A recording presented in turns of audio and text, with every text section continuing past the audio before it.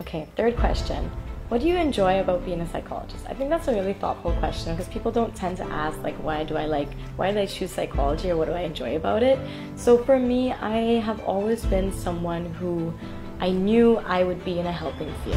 I had done social work before when I was like 17, 18 years old, and then I did psychology later on. I did Latin American Caribbean studies. And so for me, I always kind of knew that I would be in the helping field, so I just genuinely enjoy helping persons.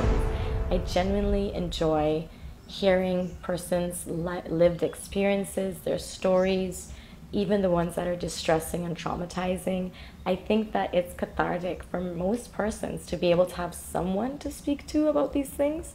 So I am just happy that I can be trusted, first of all, and be there for persons when most of the time these persons don't have anyone to talk to. So for me, I just genuinely enjoy being able to be present and available for persons who may need to really sometimes they need to vent, and sometimes people really need guidance, and sometimes people need to really know what's going on, because a lot of times persons knows that something isn't right. That's what they tell me. They're like, Riza, something isn't right. I didn't used to think this way, or what is happening. And so sometimes they just need to process what has either happened or what is currently happening. So for me, I just like being present. I like to be there. I like to be open. And it's amazing that people can be vulnerable and trust me with their lives. So that's why I like being a psychologist. So the fourth question, which is a really important question, is what is the hardest thing about being a psychologist? Now, as many great reasons there is to be a psychologist, there are many challenging times as a psychologist, especially in Guyana.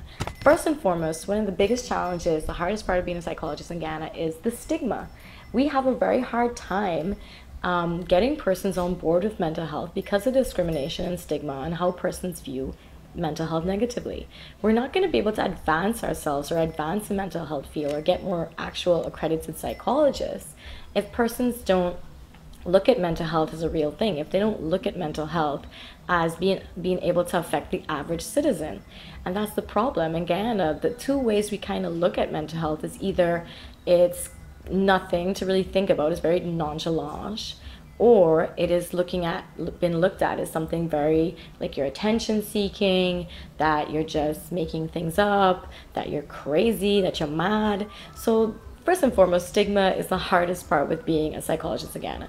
Secondly, the thing for me that I find challenging as a psychologist in Ghana is what we call in ethics multiple relationships. So multiple relations or multiple relationships means that if I have a neighbor and that neighbor's boyfriend, maybe they don't live with them or something like that. Right, so the second point that makes being a psychologist in Ghana challenging is what we know in ethics as being multiple relations.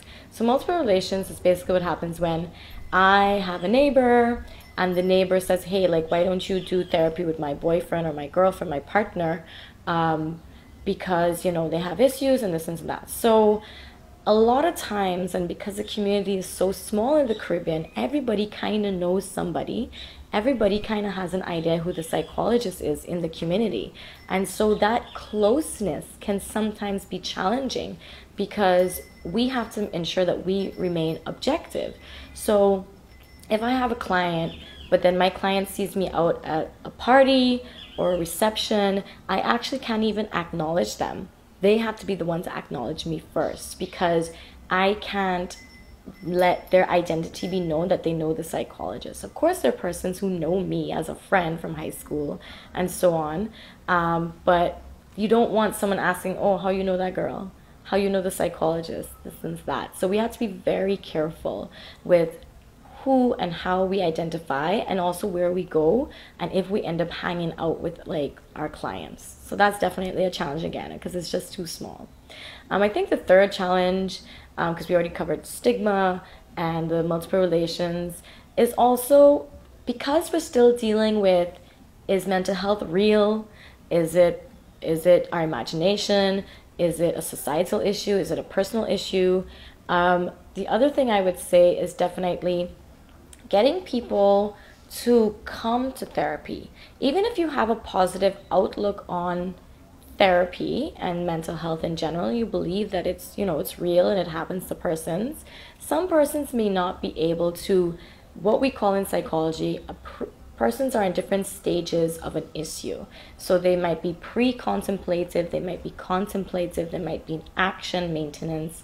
And so if someone comes to me with an issue, but they're in a pre-contemplative state, it's much harder to get them on board with the actual things like homework and the therapeutic activities, and just the movement and the journey that is what therapy is. So definitely getting persons who are in a contemplative state is always easier as a psychologist. And when I was in my internship, I had women who were survivors of domestic violence and so on, and trauma.